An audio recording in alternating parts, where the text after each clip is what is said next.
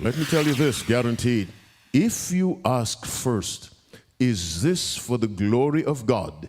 Your choices will change. All of this about modesty. Modesty will be directed by the Spirit of God as you give yourself to Christ and allow Him to direct your choices, whether it's a tie or a shirt.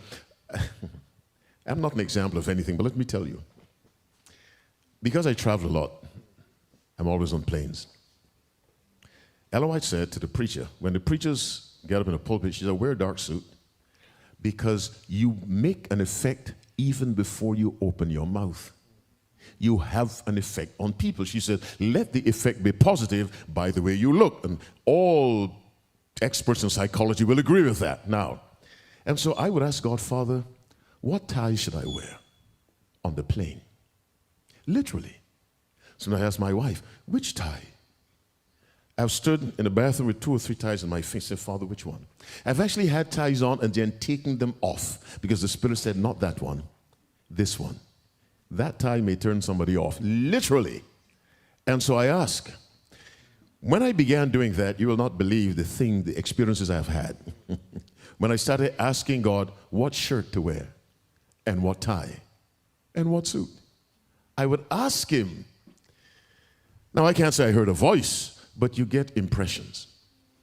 I was leaving, I think it was Nigeria. These things actually began happening to me. And I'm coming down with my little handbag, dressed.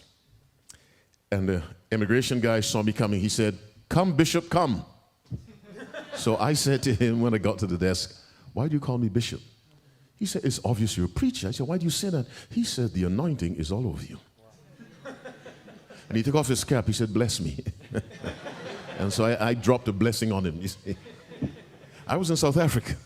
These things began to happen. And I was coming again through security, and the guy said to me, come, preacher. When I got to him, I said, why do you call me preacher? He said, but you look like one. I said, okay. Then I went to another officer a little further down because you have multiple security checks. He said, come, preacher. He didn't hear my first interaction. I said, why do you call me preacher? He said, but you look like one. I said, okay.